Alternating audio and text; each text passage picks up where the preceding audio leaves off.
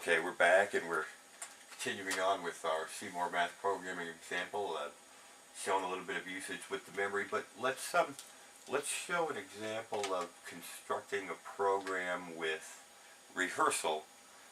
And for instance, Fibonacci is a typical programming example, and one way it can look in color forth.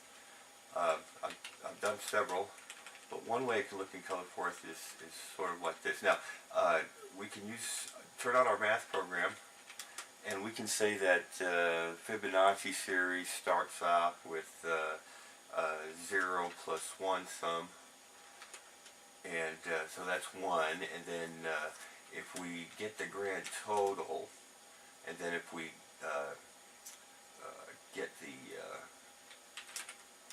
variables, would have been better if they were swapped.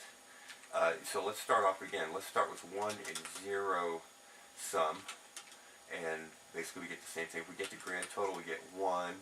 If we get and then drop, we get the next situation, and then we can sum that.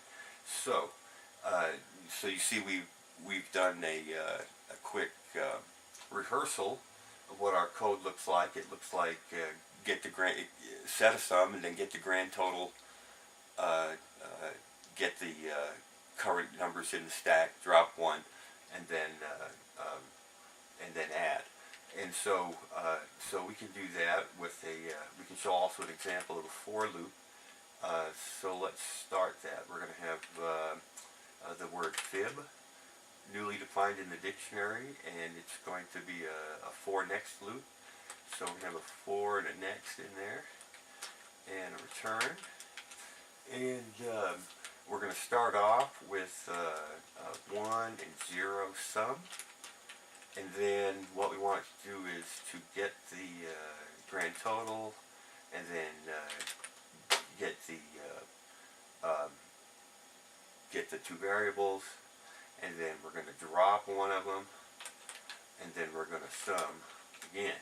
Now you notice we're calling a display word in the middle of this for loop, but it's going to call the display over and over and over again as it builds the sum word. So far that's not really been that big of a problem. But something I do want to do is more generalize this word.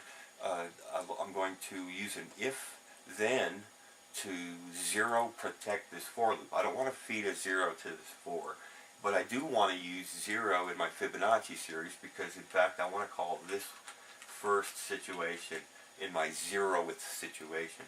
So I can go 0 or if.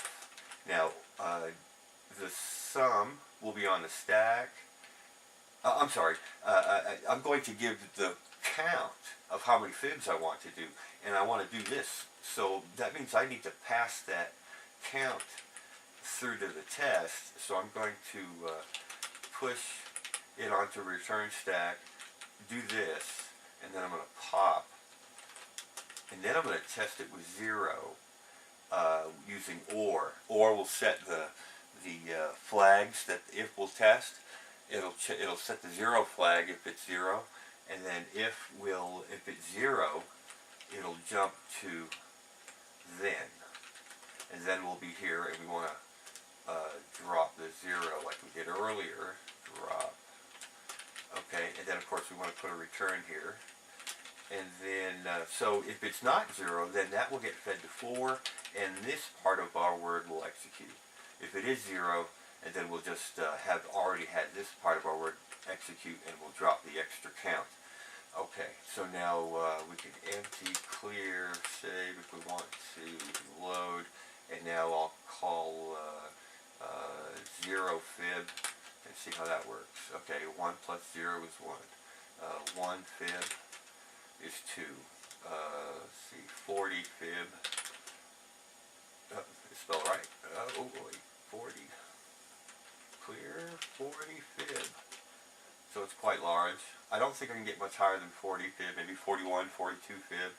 We can see what it looks like in the hex display. Let's try 41 fib. Okay. Oh, you know what? We can change this to X print. And see that again. What was that?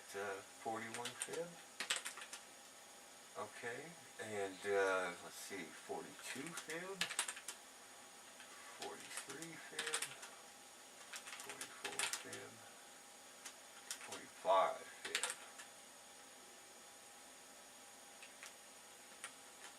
Yeah. See, we're already getting into negative decimal numbers. We've gone past the particular color force limit, but I can certainly rehearse some words that will extend this into a bigger number system. But I just wanted to show you that the if statement can create a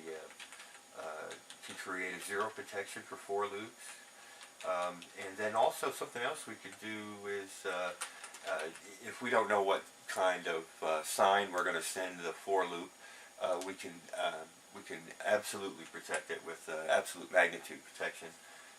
This will turn all negative numbers to its absolute magnitude in a positive form, as you know. So that's our fib at this point, and on to something new later.